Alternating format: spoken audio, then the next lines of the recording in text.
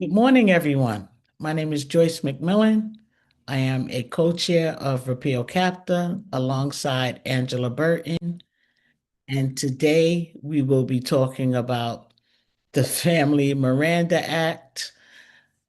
Across the 50 states, we would like to see families know their rights to ward off these overreach interventions where they slide into people's homes under suspicious circumstances and referrals by the overcallers who think that CPS can fix any and everything when the only thing they can do is investigate and separate. At least that's all I've seen them do. Today we have a wonderful group of panelists. Um, I'm guessing Lukey, you're in under my name.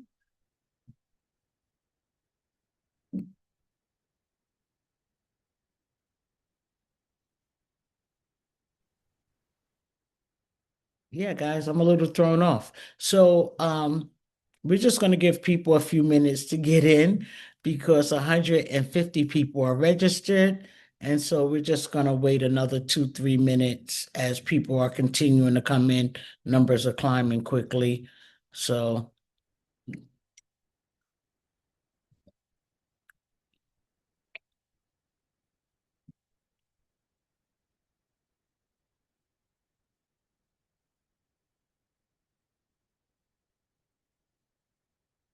okay, that is not Lukey. All right. So just a few more minutes, guys, and I will pass it first to Natasha to introduce herself at 11:35. So 2 minutes to go. I'm super excited about this panel because Miranda is a piece of legislation I've been pushing in New York for the last 5, 6 years. And it just blows my mind that people believe families won't be safe if families know their rights. It's insanity. Good morning, Lukey. I'm over here stretching the time, making sure the man is here. Hello, sorry about that. It's okay. How are you today? I'm great. So what I'm going to do is 11:34 is I'm going to turn my camera off and you can have everyone introduce themselves and we can get started, everyone. Welcome for all who are in attendance and see you guys shortly.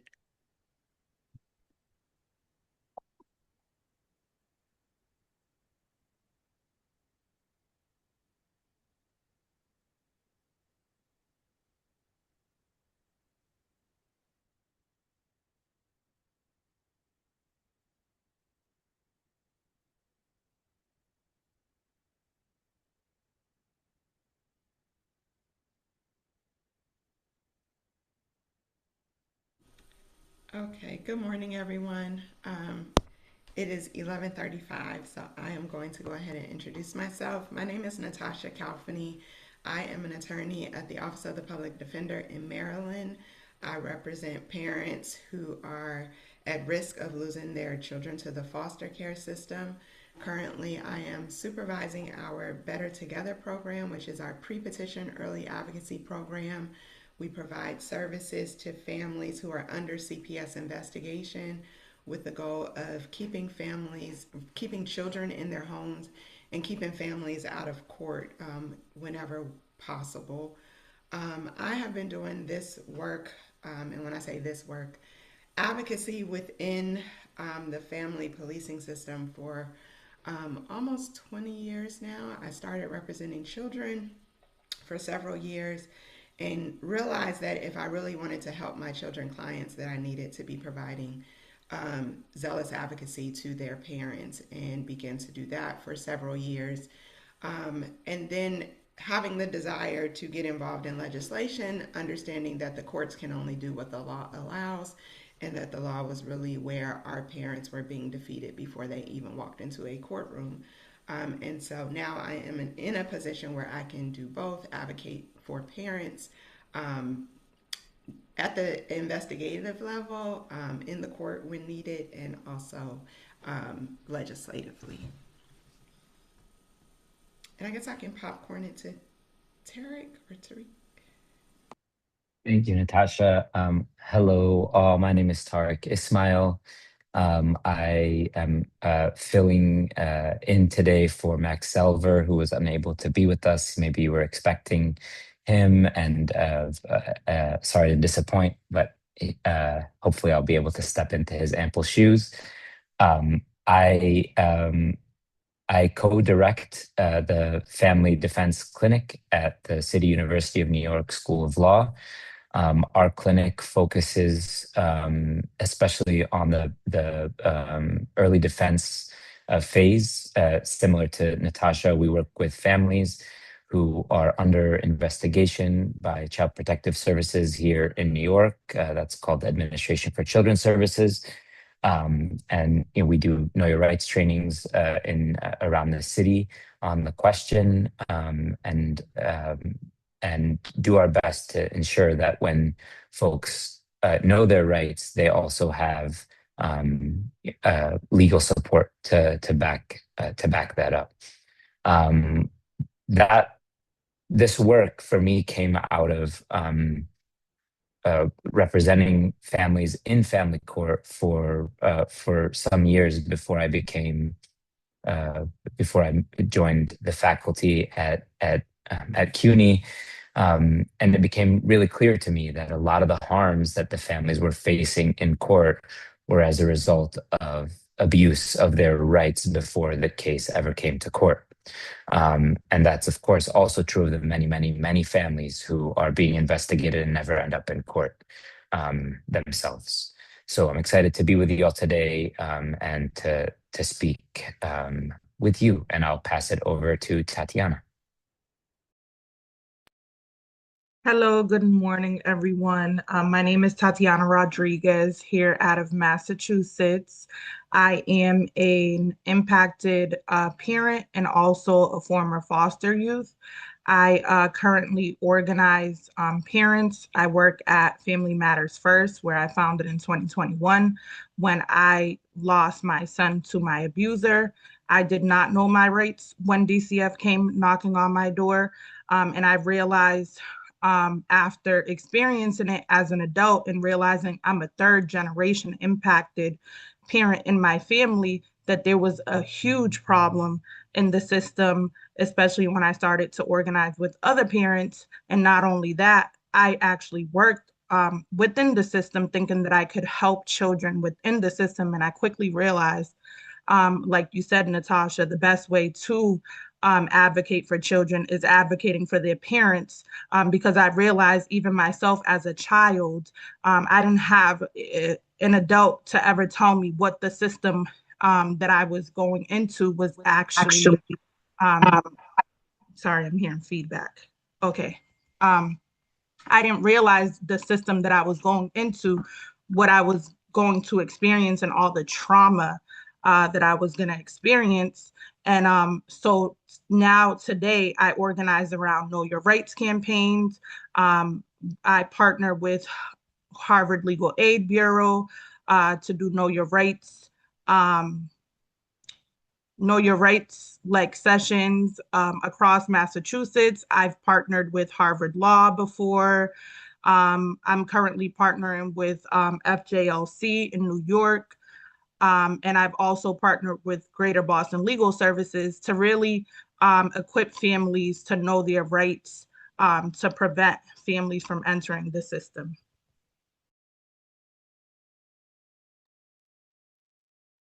Hello, everyone, and I'll go ahead and introduce myself. My name is Luki Forbes. I'm the co-founder and executive director of We Are Revolutionary. We're a grassroots organization dedicated towards addressing ACEs, adverse childhood experiences, by engaging full families in the political process. We don't look at legislation as our form of liberation, but as a tool to get folks to really identify the social issues that impacted them and how we can work together to address those things.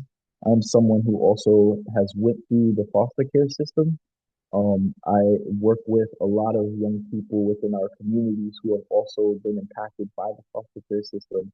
and the child welfare system that really brings us into this work and really try to address it. Today, I'll be your moderator asking a few questions to our panelists. The first question I just want to really go ahead and ask is, what is the scope of CPS investigations into families? How many investigations happen per year, and how many percentage of kids will be investigated in their childhood? And are there any racial stats around this? And any one of the panelists can answer this question. So in Maryland, I guess I will start with the last question. There is definitely racial disparities that exist that fall along the same lines as the racial disparities that exist nationally. I think most people tuning into this webinar probably has heard the statistic that 53% of all Black children, not poor Black children, not children from a specific area, but 53% of all Black children will be the subject of a CPS investigation before they turn 18. In Maryland, those disparities run along the same lines, starting with the number of children in foster care. 57% of all the children in Maryland's foster care are African American, while African American children are only 30% of the population. So that disparity still exists. And while we're talking about what happens during that investigation, we all understand that what happens during the investigation is going to impact who is ultimately trapped in the system. Our CPS system, Child Protective Service, starting with the number of calls that they get, is around between 60 and 70,000 calls that are had every year. Of those, 21,932 children were investigated in 2024. And then 29% of those children were indicated to be maltreated in some type of way. But as we all know, the majority of those cases were labeled as some type of neglect.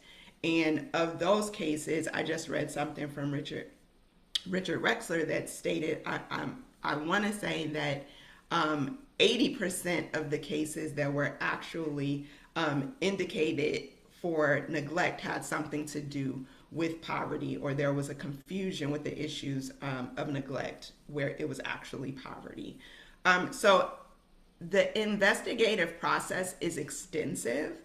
One thing that I try to get people to understand, there's this practice when, especially when you're talking to people who are outside of the system, to think that this system only impacts certain type of people. But the reality is this system impacts everyone and could impact anyone.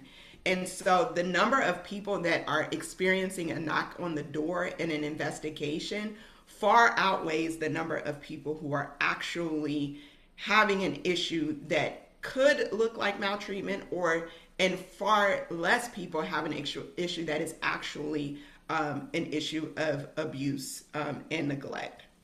And so, and as it is with every system in this country, it absolutely negatively impacts Black people and people of color more than any other group. Thanks, Richard. Thank you. Does anyone else have anything they want to add to that before we go into the next question? Yeah, I'll just build on what Natasha shared. We know from nationally available statistics that something like 2 million families go through investigations every single year. The vast majority of those cases end up unfounded, despite the fact that the Child Protective Services around the country go through the full investigation. We'll talk about that here in a sec. Go through the full investigation with each one of those families. And it's worth thinking about sort of what that means for families who aren't aware of what their rights are.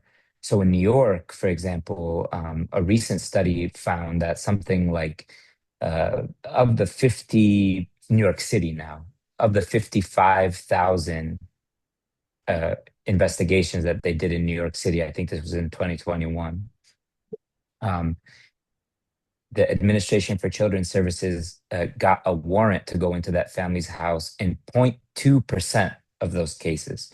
So imagine there were 55,000 investigations and they went to court to ask permission to go in 95, right? Which means that, the vast majority of families are allowing, quote unquote, allowing CPS into their homes under the threat that their children will be removed from them, under fear that if they don't cooperate, worse things will happen. And so that's sort of what the color of it looks like. And of course, as Natasha said, the burden falls disproportionately on Black families and on other minoritized communities.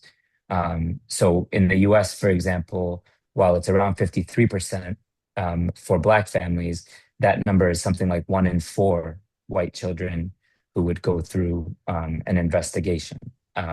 So you have a sense of what it's like. Okay. And you both mentioned the investigations. Like, what do investigations entail? I know that they are really extremely invasive. Do you mind providing a little bit more detail? So unfortunately, I've been the subject of an investigation, and many of the parents that I serve have been subjects of investigation. And those investigations, they begin as, oh, we're just here responding to an allegation of abuse and neglect. A lot of the times, parents are not met with what exact allegations, and they are coerced into proceeding into conversations with these family police agents that they don't address themselves as. So then the parent, most of the time in Massachusetts, people really think that DCF, they kind of believe them, for people that haven't, especially that haven't really had involvement. And I think they do a very good job at making parents believe. I've been present for parents at times where CPS came unexpectedly to their homes, and they're like, hold on, like my advocate is coming. And based off of my experience, it seems like they do a very good job at getting their way in the home. They do not read parents their rights. They don't tell parents that they have the right to consult with an attorney or to have an advocate present that is informed of what the constitutional rights that exist. They A lot of the times they'll go in and they'll say, oh, we need to make sure that the children are safe, and we need to see that you have enough food in your refrigerator, opening up cabinets. Just imagine a stranger coming into your personal private dwelling, your place of comfort, and just saying, like, complete stranger, I need to go and look and see if you have enough food, if you have toys, if you have books for your children, if you have a place for your children to sleep. It is intrusive, it is invasive, it is scary, especially a lot of the times they show up with police as a form of like intimidation, I would say, because I think initially if you see a police officer, it's like, oh my God, this is serious, I have to let these people in. And it's like, no, you actually don't, because the Fourth Amendment is what is supposed to protect us. But why is it that we are not informing parents of this? Why is it that it's not a commonality, such as when, police come and try to, search your home? They need a search warrant in order to come into your home. Why is that not the case for us when we are being investigated? I think it's very traumatizing, especially from the community that I come from. Whenever you see the police at your door or DCF, it's like, it's a very scary experience. It's like, especially if you've seen your neighbors involved or you've been involved previously, it's a very triggering and traumatic experience. Even for me, when I go to parents' homes and I'm helping them, it's very triggering to see the level of coercion and the lies and deceit to make families believe that it's not that serious. We don't even plan on like open an investigation. We just want to make sure that everything is okay. And it's just not, it's so far from the truth. And do I any, think, oh, I'm sorry. yeah, no, you can go ahead. I was going to ask if anyone else want to add something. I, if I had to describe an investigation, I would say that it's misleading, it's coercive, it's without boundaries, and um, investigations feed off the ignorance of parents. And when I say ignorance, I just mean the lack of education surrounding um, parent rights and also, DSS and CPS policy. But there is definitely a level.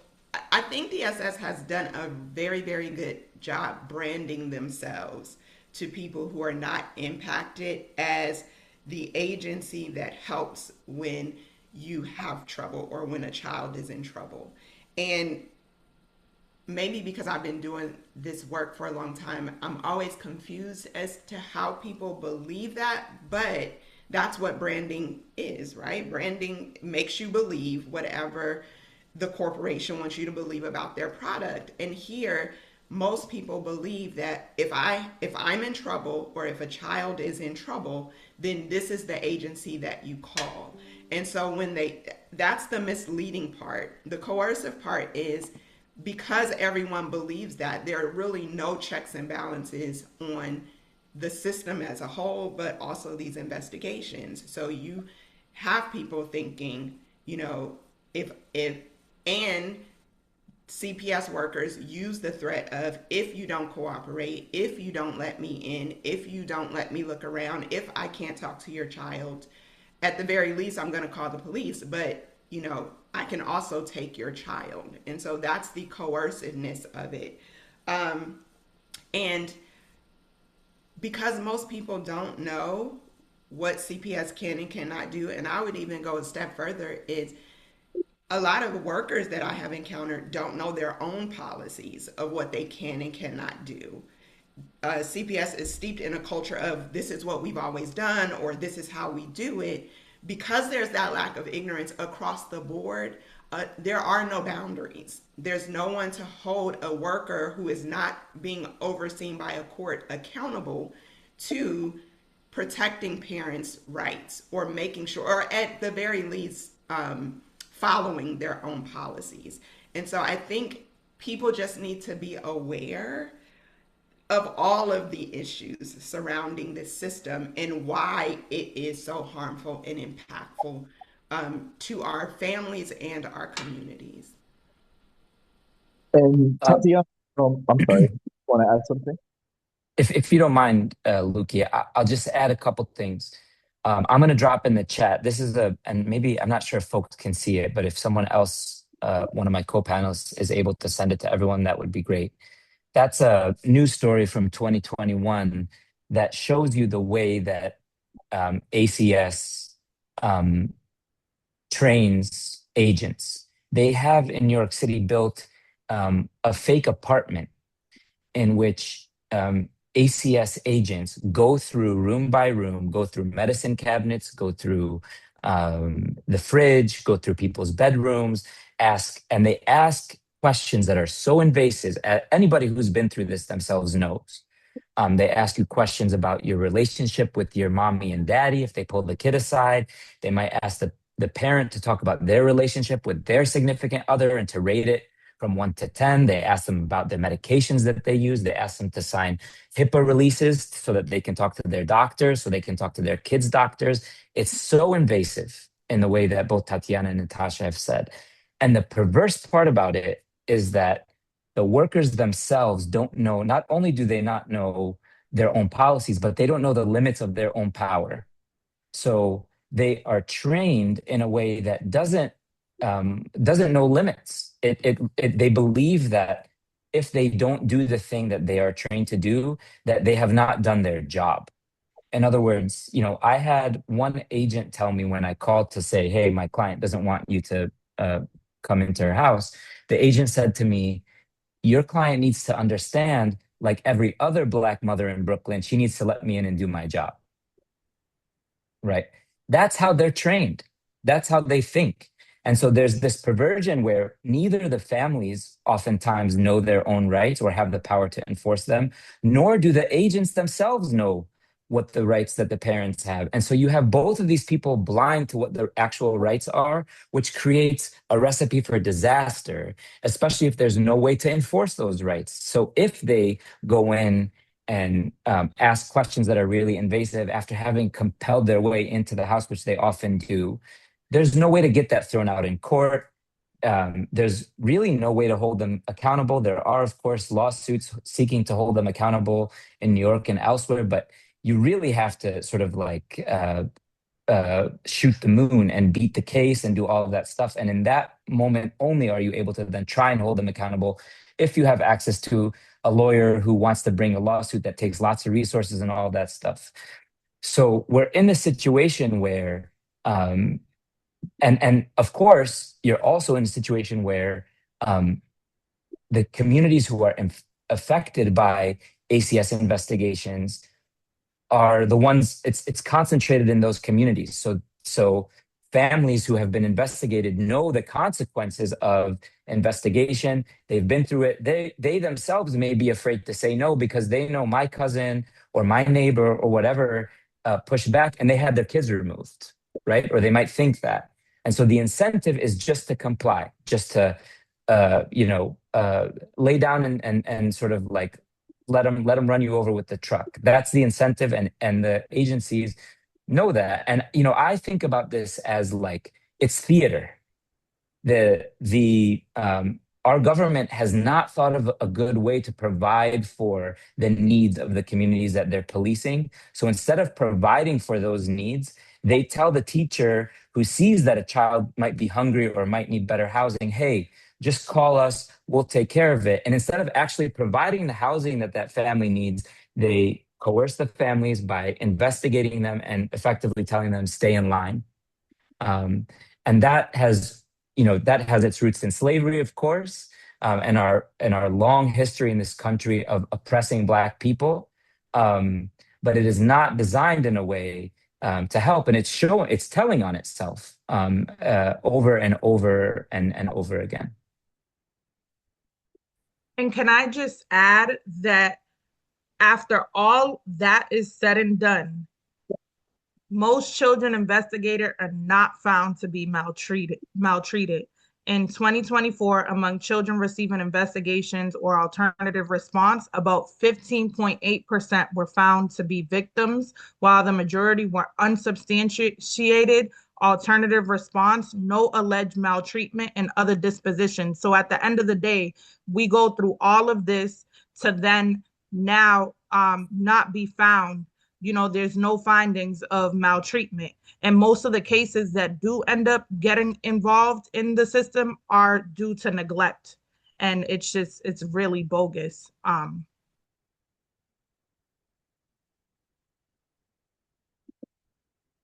Now, you all have mentioned how harmful these investigations can be, but specifically, and I know you touched on this in your statement, Tatiana.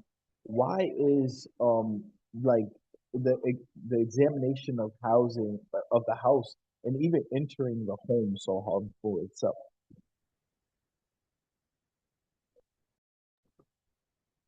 Um, I mean, I feel like for me, it was harmful because this is a place where I expect dignity, privacy, respect. When someone usually comes to your home, it's a trusted person, you know.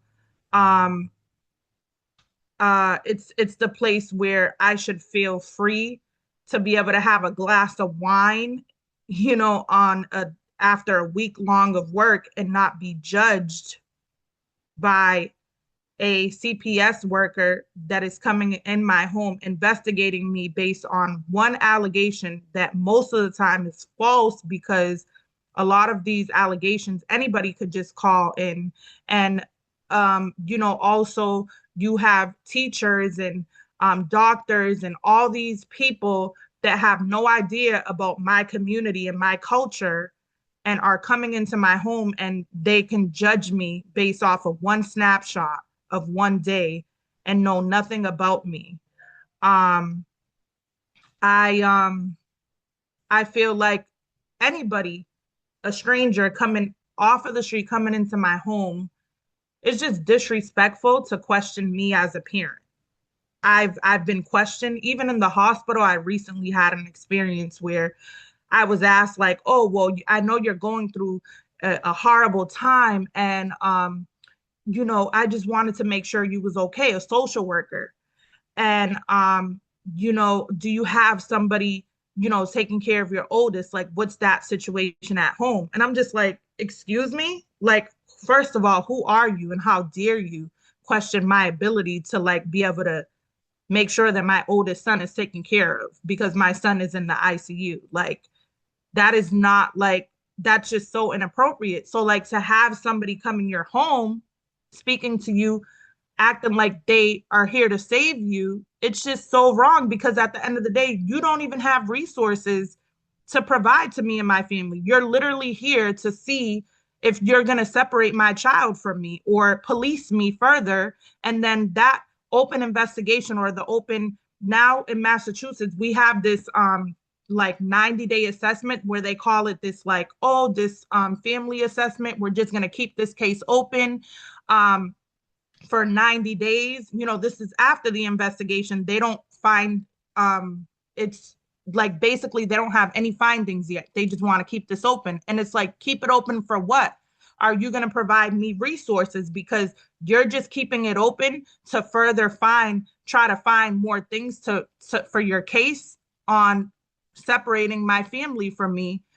Because what are you doing in these 90 days? You're just coming and doing home visits and policing me further to further create this narrative that you need in order to separate me for whatever reason. And then, let alone you being on government assistance, you're more at risk because they literally ask you questions. The screening questions that they ask you is literally so discriminatory. They ask you about your level of um, education. They ask you questions pertaining to your income. Are you on government assistance? Like literally direct questions. Are you a victim of domestic violence? Like these questions are so, and it's like most of those answers, like you come into my community, the majority we're going to be checking off, and especially a victim of domestic violence. And then what? Now I'm being punished as a victim of domestic violence when you should just be staying the fuck out of my business. I'm sorry to say, like, mind your business, because you guys don't have anything to offer us. And I think that parents and people need to understand that CPS just doesn't have anything to offer us. They are not doing the right thing with the resources that they have, period.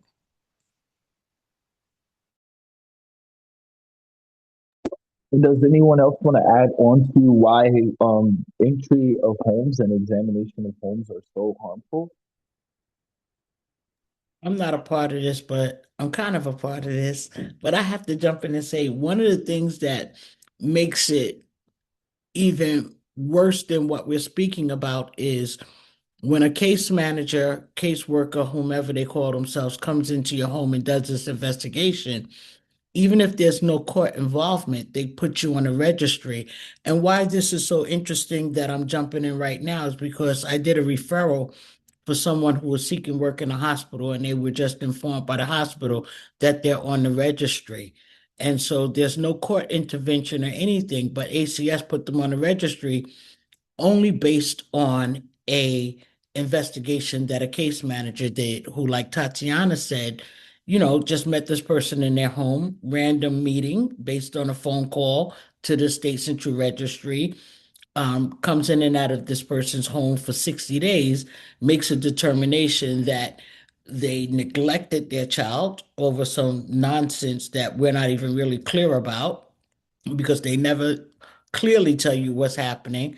And now this person is locked into a position where they can't get resources from the Child Protection Agency to support them, but they also can't get a job to support themselves. So, what exactly are we doing and how do we call this help?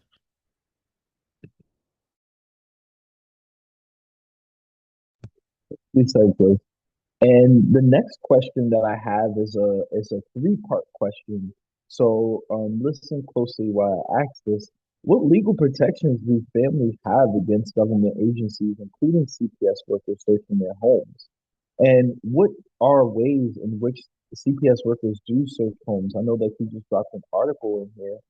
And what percentage of homes are entered that are non-emergency?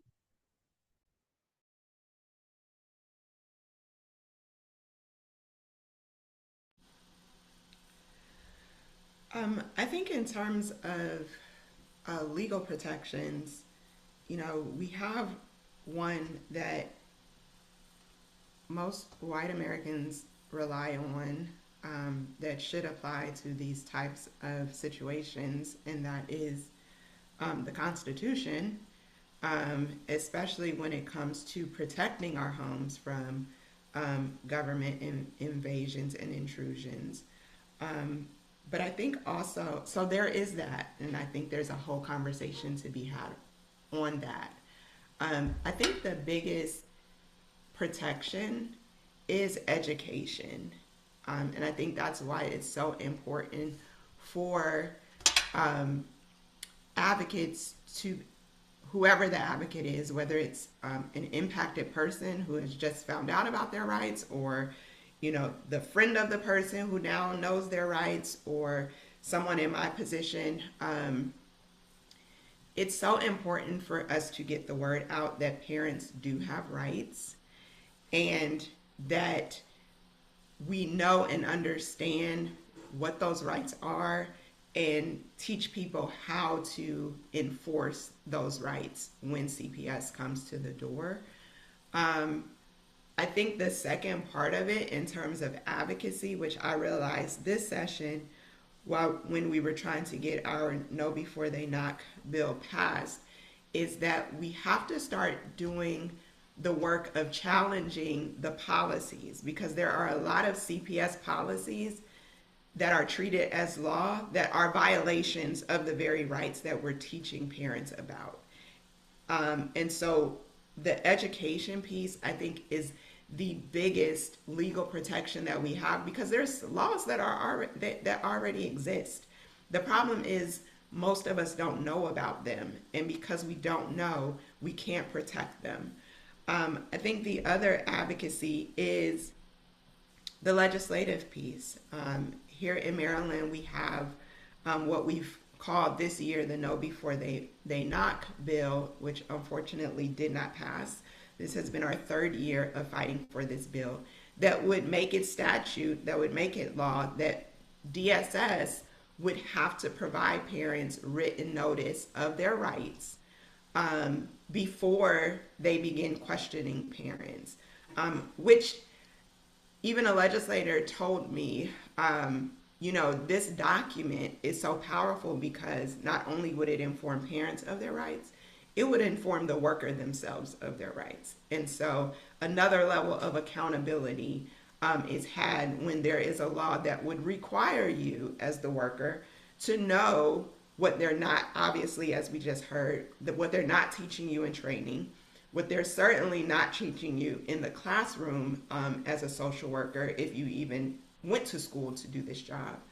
But those are three areas that I think legal protections are either already existing or can be created to ensure that parents have the protection they need to protect their children.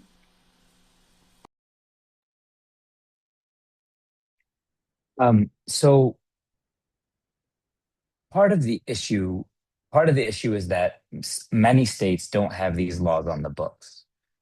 Um, as Natasha shared, a number of uh, organizations of impacted families are pushing in different states to get before you knock or family Miranda or that sort of thing passed in their state.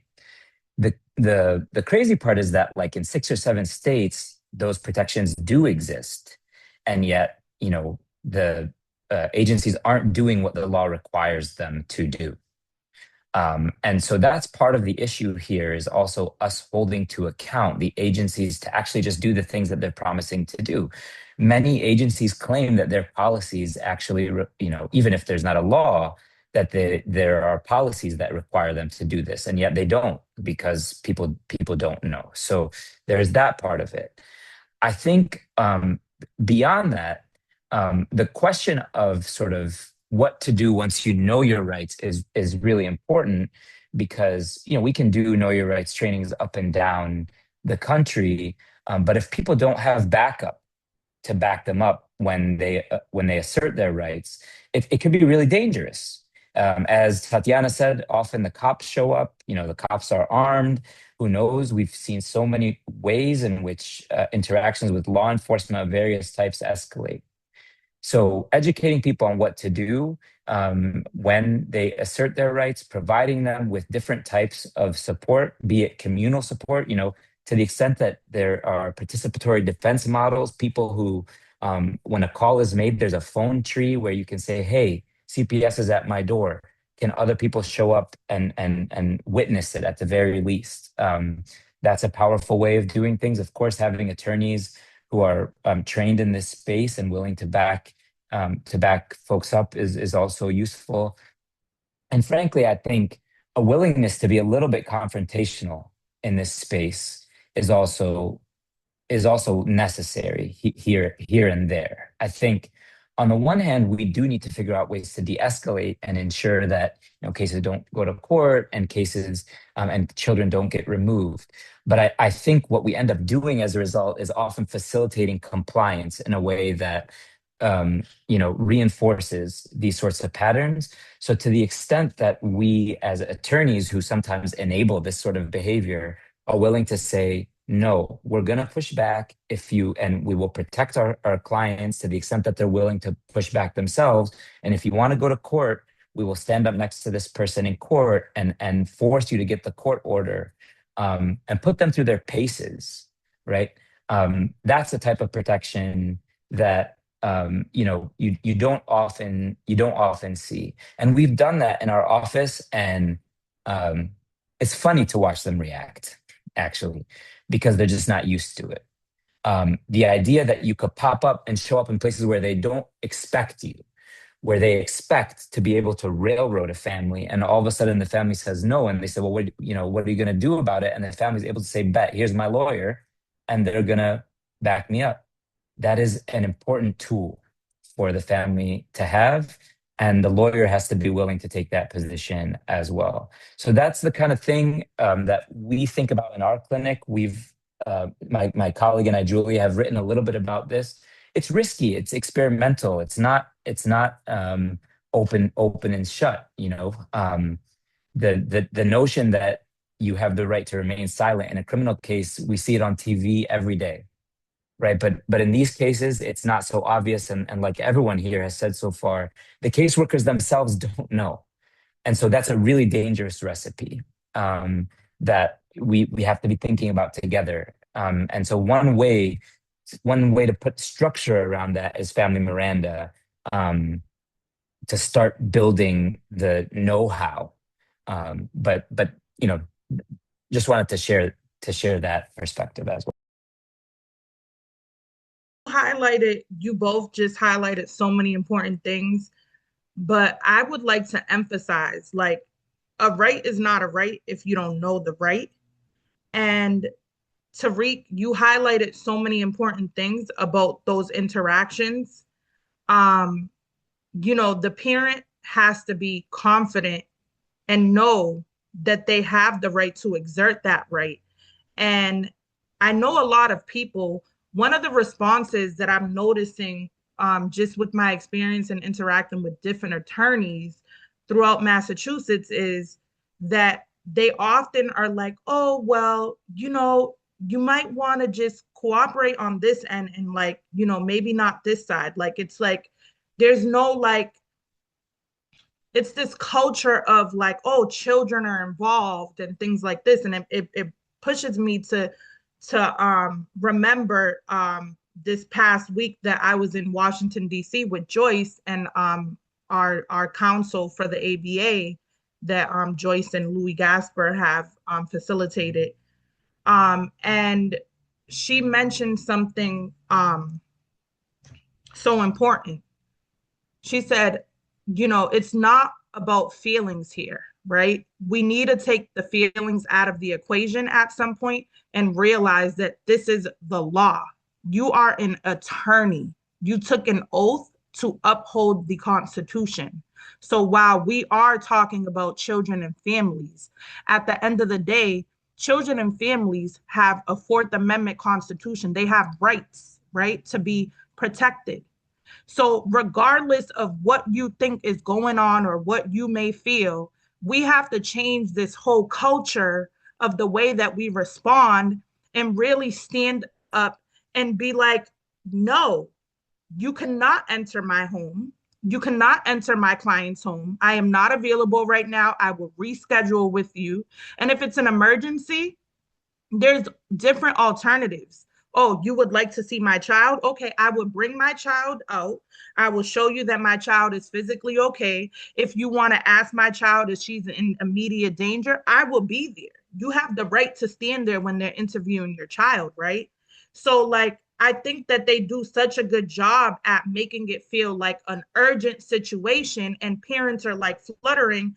And Tariq mentioned another part is really bringing the situation like down, like, okay, let's calm down here, like everything's gonna be okay, bringing that to this. And another thing that you mentioned that is really important to read, participatory defense. So at Family Matters, we meet bi-weekly to do this participatory defense model. And we actually just spoke about creating a group chat, because a lot of these situations, we need people that are and attorneys that are going to partner with us and be able to give up some on-call time, because we need parents, we need attorneys and parent advocates on call at the time, because I've witnessed so many of these situations.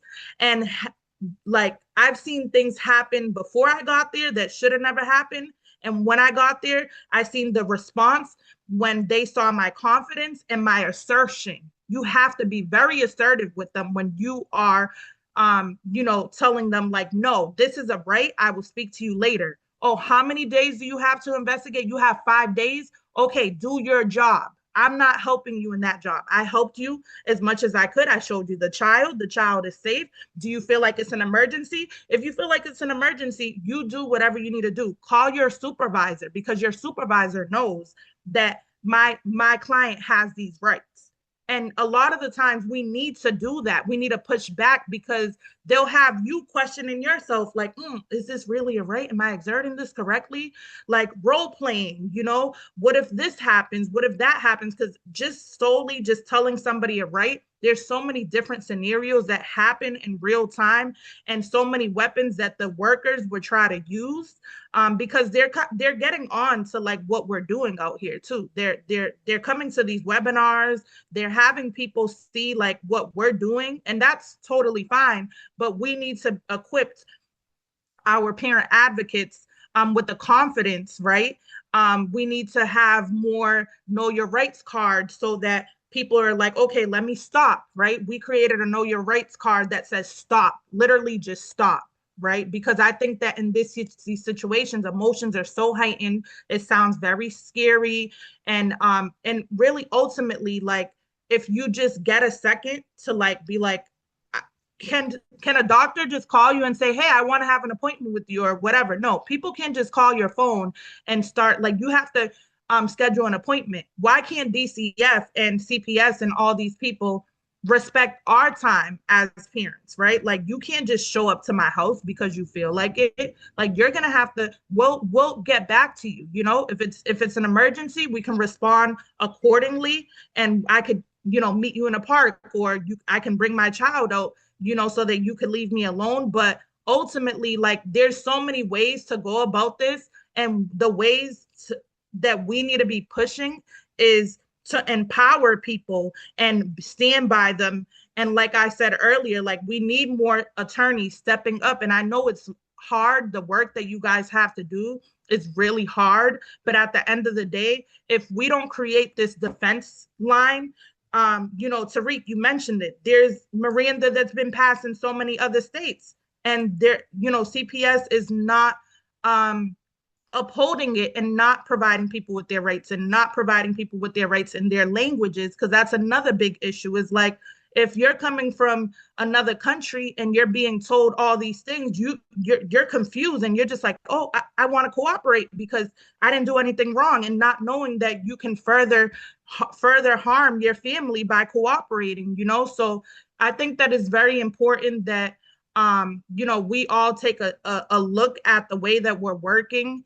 And I know a lot of people are very much like upset with the way that the system is operating, but there's other ways that we can fight back. We can't wait for anybody to save us. We need to save ourselves, and we need to create that power. So if you're a funder, if you have connections to funding, think about supporting organizations that are creating these lines of defense, right? So that we can continue to grow, so that we can continue to expand our reach. Because at the end of the day, if we can prevent families from entering this harmful system, it would continue to shrink, and we could slow down. And the normal will be, did you Miranda that family? Just like for a criminal matter, right? That is the normal. If you go into a court of law and a person was arrested and they were not Miranda'd, it's a challenge that the defense team can bring to dismiss the case. So it needs to be the same, because we still have that same constitutional right.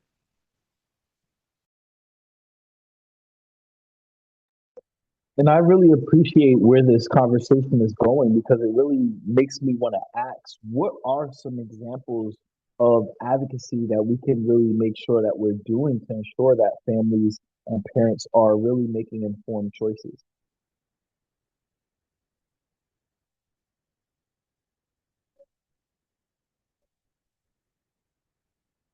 And I can go to any one of you.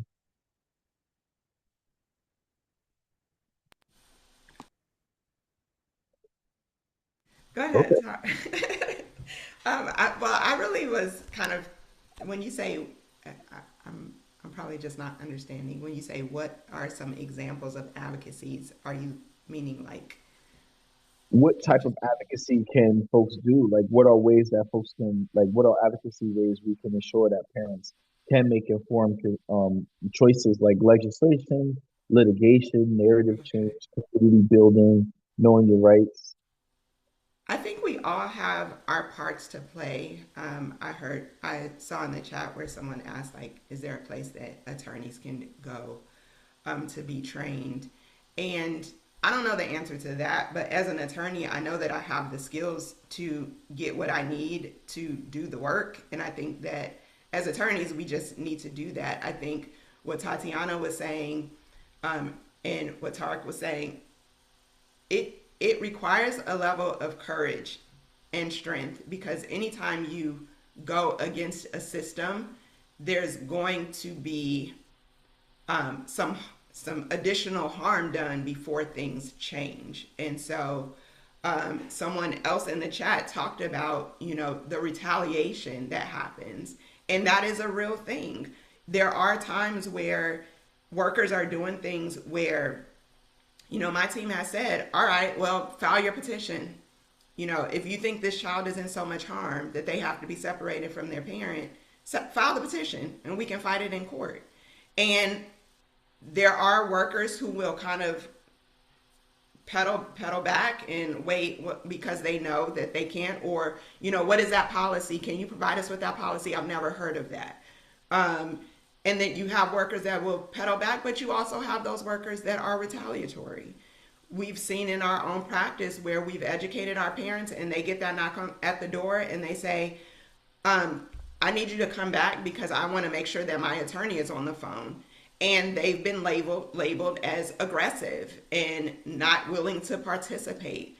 But as an attorney, I know how to do legal research. I didn't really know what parents' rights were before I got into this work because I was on the side of court. So by the time that people got to me, their rights had already been violated, and now I have to advocate, to undo things or try to get my clients' children back.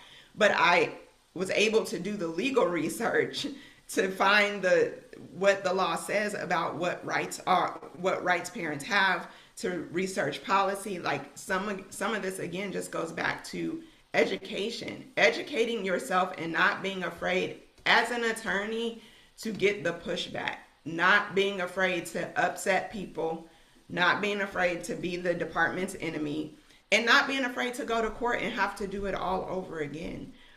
It is a very real fear that my parents have, and I've advised parents like, I don't think you should cooperate. I think you should force their hands, but understanding that's a lot to ask. That's not my kid that's getting ready to be taken. That's their child that's getting ready to be taken. And it's a lot to trust that the attorney on the other side of that petition is going to zealously fight and do what they have to do as well. But I think it's something that change requires. Change requires that as attorneys, we have the courage to upset the courts, to make the judges mad, to hold people accountable, to get the eye rolls when we walk into the courtroom because everyone knows it's going to be a fight. And then as parents and as community members, we have to have that same courage that when we invoke those rights, it could go bad at first. And sometimes it will. Because this is the system that we live in. I think we have to understand that this system, from its very roots, was one to destroy Black families, to punish Black families for needing assistance. And so it has not changed. It has not moved away from the origins of what it was designed to do. And when we come in to disrupt those origins, be it through educating ourselves, being it for attorneys, us doing our jobs and doing it zealously and ethically for our clients without judgment. And I'm only speaking to the attorney piece because I know that is a piece that can always be strengthened. When we do those things, it's gonna be hard, it's gonna be nasty, it's gonna require tears, but in the end, it will change things. And we've only gotten this far by being willing to do that. Anybody else want to add on? Resist. I had to